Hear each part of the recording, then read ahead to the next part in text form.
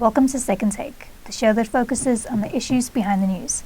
Mining Weekly editor Martin Creamer joins me today to unpack the latest news in the mining industry. Welcome, Martin. Thanks, Ashley.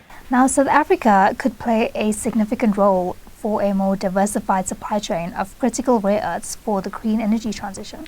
Yes, and sitting in Limpopo there was this opportunity for South Africans to really get to permanent magnet rare earths. Rare earths going to be in big demand.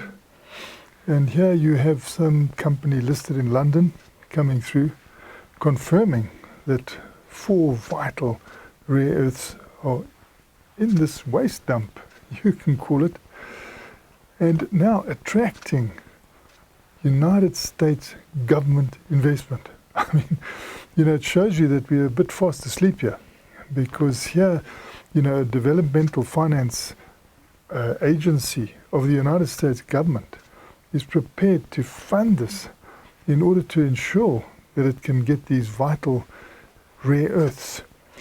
And I think that maybe we haven't studied our own country enough, because you see even a situation now with the Industrial Development Corporation, which one could compare with the DFI of the United States, actually causing people to scratch their heads, because here they're putting $16 million into a Canadian-owned operation in Botswana.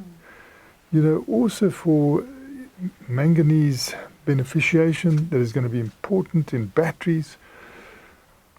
And you see them doing this and ignoring the local situation, which they definitely know about, because, we've got a very, very good piece of activity in Nelspruit that is going ahead with the manganese that these batteries will need to a far greater extent than what is happening in Botswana. And yet, you get a state-owned Industrial Development Corporation choosing to put a big investment into the hands of Canadians and Botswanans at a time when Botswana is banning South African fresh produce from coming into that country. This is ironic. I think that we've really got to sit and look at it. What are our development institutions doing? Because they are aware of what's happening, yet ironic investments are made. And I think the DFI in the United States has also alerted us to what we don't even see on our doorstep.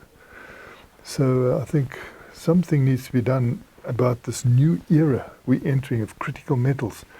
There needs to be far more investigation and also better investment decisions. Now, compared to its international counterparts, the South African mining industry seems to be light years ahead in terms of local and community engagement. Just look at that again. Who would expect that in Australia you'd have an annual general meeting going on there, and that South Africa would be singled out as the country that is vastly ahead on the way they engage with communities, the way they promote, local development. So outside of South Africa, we're seen as really doing things well. Yet, and I go back to this, you get the state-owned Industrial Development Corporation choosing to look outside, perhaps in Botswana, which has that got the same attitude towards community development as we have. Obviously, other countries are crediting us with local development, but look at that IDC money there, $16 million, going to a Canadian company, which can actually, with a click of a finger, go onto the Toronto Stock Exchange or the Canadian Stock Exchange and raise equity capital. So why, when they're going into high risk, do we put money into them? And that money could go locally because it's far less risk, because we're already doing this thing. Some big spotlight, needs to be shone on this, because here, you're getting in Australia acknowledgement by a company which mines manganese here, that we're really good, when it comes to mines, the way they engage with the communities, and yet we see fit to not take full advantage of that through our investments. I'm harping on this a lot because I think it's quite disturbing.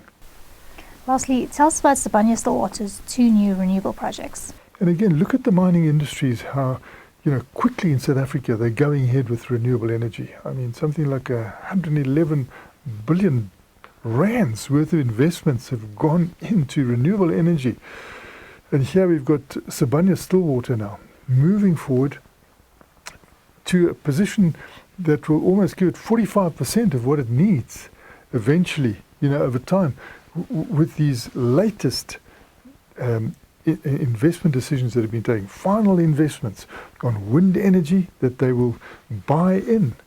So it's not even a situation where local mining companies like Sibanye-Stillwater have to put that money in. Other companies, are putting the money in. They are saying, okay, we'll sign an agreement with you to get this energy in. But it shows you how this cooperative collaboration can actually solve our energy problem, but also make sure that our carbon footprints are reduced. And here we've got wind and solar coming in, nice projects, agreements. And if the government had been more facilitating, these would have already been up. Here we're still signing agreements. We should actually have put these items up with a big wind energy situation, good one, a lot of solar coming through. We should already be at an advanced stage of that. So again, private sector showing up, the public sector as being slow. Thanks for speaking with us, Martin. Great pleasure, Sashni. That's it for today. Join us again next week for more news analysis on the local and global mining industries. To subscribe to Creamer Media's Engineering News and Mining Weekly, please email subscriptions at creamermedia.co.za.